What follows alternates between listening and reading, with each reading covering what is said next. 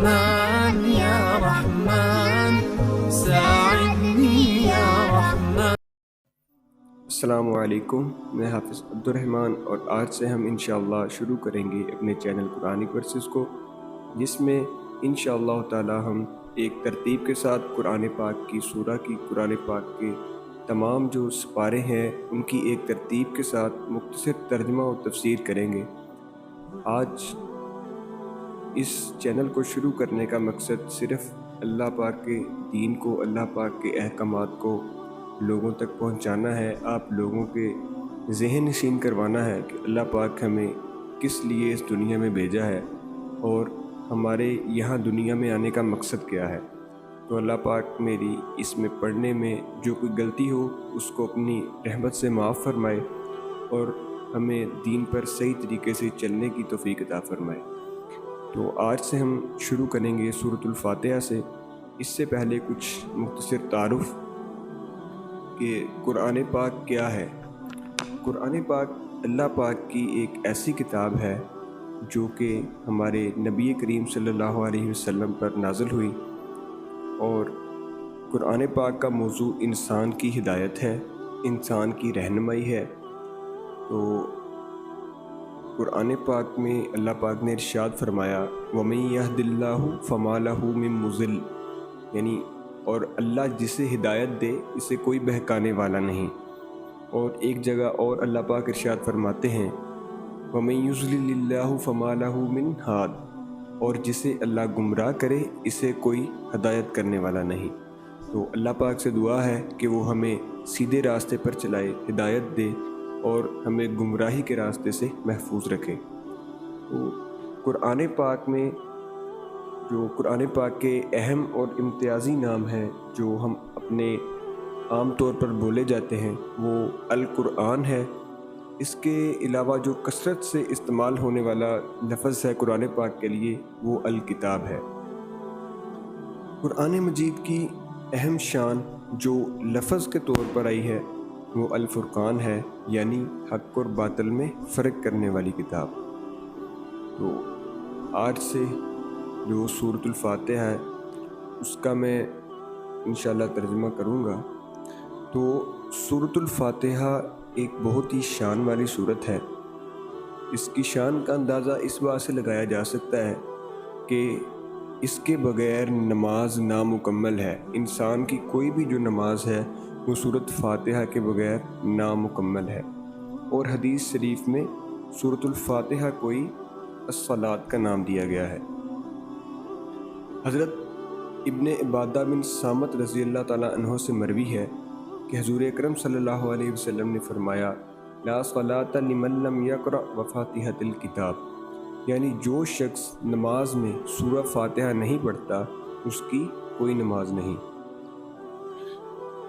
سورۃ الفاتحہ قرآن مجید کی موجودہ ترتیب میں پہلی سورت ہے، اور یہ واحد پہلی سورت تھی جو کہ ایک مکمل طور پر نازل ہوئی۔ اس کی جو 7 کی 7 آیات ہیں وہ ایک ہی دفعہ میں نازل ہوئی، اور اس کو قرآن پاک کے شروع میں جو رکھنے کا مقصد ہے وہ یہ ہے کہ جو انسان قرآن پاک سے ہدایت حاصل کرنا چاہتا ہے وہ اللہ پاک کی، اپنے خالق و مالک کی صفات کا اعتراف کرے اور اللہ پاک کا شکریہ ادا کرے۔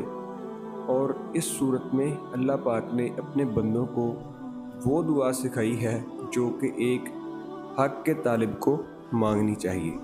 سورۃ الفاتحہ حضرت جبرائیل نہیں لے کر آئے، بلکہ جب سورۃ الفاتحہ نازل ہوئی تو حضرت جبرائیل امین حضور اکرم صلی اللہ علیہ وسلم کے پاس بیٹھے ہوئے تھے، تو ایک آواز آئی، ایک تیز آواز آئی، تو حضور پاک صلی اللہ علیہ وسلم نے پوچھا کہ اے جبرائیل یہ کس چیز کی آواز ہے؟ تو حضرت جبرائیل نے کہا کہ اے اللہ کے نبی، آج آسمان میں ایک ایسا دروازہ کھلا ہے جو آج سے پہلے کبھی نہیں کھلا، اور ایک ایسا فرشتہ آ رہا ہے جو کہ اس سے پہلے اس روئے زمین پر نہیں آیا۔ اور پھر جب وہ فرشتہ آیا تو اس نے حضور پاک صلی اللہ علیہ وسلم کو 2 کلام پیش کیے، جس میں ایک سورۃ الفاتحہ تھی اور دوسری سورۃ البقرہ کے آخری رکوع آمن الرسول سے آخر تک۔ حضور پاک صلی اللہ علیہ وسلم نے فرمایا کہ اللہ پاک نے مجھے سورۃ الفاتحہ تورات کے بدلے میں دی ہے۔ تو تورات ایک بہت بڑی کتاب تھی اور یہ آسمانی کتابوں میں سب سے وزنی بھی تھی اور سب سے لمبی بھی تھی، تو اللہ پاک نے اس کے بدلے میں سورۃ الفاتحہ کو حضور اکرم صلی اللہ علیہ وسلم پر نازل کیا۔ حضرت علی رضی اللہ تعالیٰ عنہ کا فرمان ہے کہ سورۃ الفاتحہ کی تفسیر اگر میں کرواؤں تو وہ 70 اونٹوں پر لادی جا سکتی ہے۔ اس سے اس سورت کی شان کا، اس سورت کی اہمیت کا اندازہ لگایا جا سکتا ہے، اور یہ وہ صحابی رسول فرما رہے ہیں جن کے بارے میں حضور اکرم صلی اللہ علیہ وسلم نے فرمایا کہ میں علم کا شہر ہوں اور علی اس کا دروازہ۔ تو سورۃ الفاتحہ ایک بہت ہی اہم اور بہت ہی جامع سورت ہے جس میں بہت سے مسائل پر نظر ثانی کی گئی ہے۔ حضرت امام رازی رحمۃ اللہ علیہ نے فرمایا کہ سورۃ الفاتحہ سے 10,000 مسائل نکلتے ہیں۔ الحمدللہ رب العالمین، تمام تعریفیں اللہ کی ہیں جو تمام جہانوں کا پروردگار ہے۔ الرحمن الرحیم، وہ سب پر مہربان، بہت مہربان ہے۔ مالک یوم الدین، جو روز جزا کا مالک ہے۔ ایاک نعبد و ایاک نستعین، اے اللہ ہم تیری ہی عبادت کرتے ہیں اور تجھی سے مدد مانگتے ہیں۔ اہدنا الصراط المستقیم، ہمیں سیدھے راستے کی ہدایت عطا فرما۔ صراط الذین انعمت علیہم، ان لوگوں کے راستے کہ جن پر تو نے انعام کیا۔ غیر المغضوب علیہم ولا الضالین، نہ کہ ان لوگوں کے راستے کہ جن پر تیرا غضب نازل ہوا، اور نہ ان کے راستے کہ جو بھٹکے ہوئے۔ سب سے پہلی آیت میں رحمان کا لفظ آیا ہے۔ رحمان اللہ پاک کی صفات میں سے ہے، اللہ پاک کے ناموں میں سے ایک نام ہے، اور اس کے معنی اس ذات کے ہیں جس کی رحمت بہت وسیع ہوتی ہے۔ یعنی آج اللہ پاک کی نعمتوں کو اس دنیا میں ہر آدمی استعمال کر رہا ہے۔ اللہ پاک کی اتنی بیش بہا نعمتیں ہیں جن کو ہر مسلمان، ہر کافر اپنے استعمال میں لا رہا ہے۔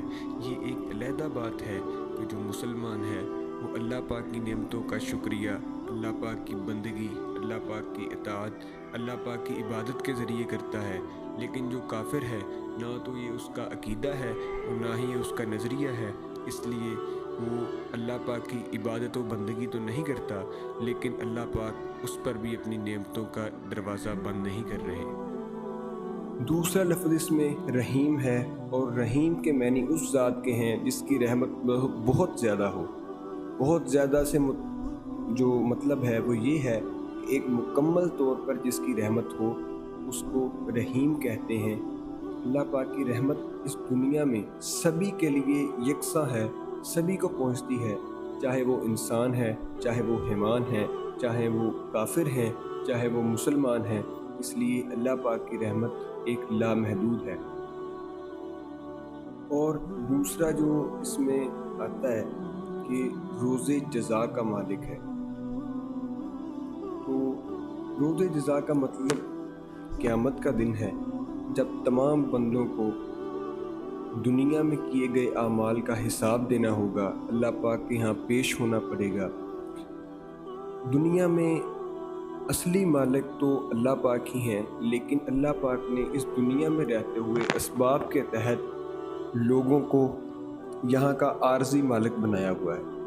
لیکن جس دن قیامت آئے گی، جس دن اللہ پاک کے ہاں ہم سب پیش ہوں گے، جو روز جزا کا دن ہوگا، اس دن اللہ پاک لوگوں سے یہ عارضی جو ملکیتیں ہیں یہ بھی واپس لیں گے، اور اس دن جو اسباب کے تحت بھی اور ویسے بھی جو کسی کی ملکیت ہوگی، وہ ہر چیز پر اللہ پاک کی ہی حاکمیت ہوگی۔ اور چوتھی جو اس میں ایک بات ہے کہ اے اللہ ہم تجھی سے مدد مانگتے ہیں۔ اللہ پاک نے انسان کو جو مانگنے کا طریقہ ہے وہ سکھایا ہے، اپنے سے مانگنے کا، دعا کرنے کا طریقہ سکھایا جا رہا ہے اس آیت میں، اور اسی کے ساتھ یہ واضح کیا گیا ہے کہ اللہ کے سوا کوئی عبادت کے لائق نہیں، کوئی انسان بھی عبادت کے لائق نہیں اللہ پاک کے علاوہ۔ جو انسان کسی اور سے مدد مانگتا ہے، مدد مانگنے میں ابھی دو طریقے ہیں۔ یہاں ایک عارضی طور پر ہم لوگوں سے مدد مانگتے ہیں، لیکن ہماری نیت یہ نہیں ہوتی کہ یہ بندہ اس کام کا کارساز ہے۔ کارساز تو اللہ پاک ہی ہیں، لیکن کچھ لوگوں کا جن کا عقیدہ صحیح نہیں ہے، وہ یہاں بزرگوں کی قبروں پر جا کے مانگتے ہیں، جو کہ بالکل بھی ٹھیک نہیں ہے، جائز نہیں ہے، غلط ہے، شرک ہے یہ، اور اللہ پاک شرک کو معاف نہیں فرمائیں گے۔ اگر ہم ان بزرگوں کو دیکھیں تو ان کی زندگی میں کبھی بھی ایسا نہیں ہوا ہوگا کہ وہ اللہ پاک کے علاوہ کسی اور سے مانگیں، لیکن یہ ہم لوگوں کے غلط عقائد کی وجہ سے ایسا ہے۔ تو اللہ پاک سے دعا ہے کہ ہمیں توفیق عمل نصیب فرمائے، اور اس میں اگر کوئی غلطی کوتاہی ہو گئی ہو تو وہ اپنی رحمت سے معاف فرمائے۔ والسلام۔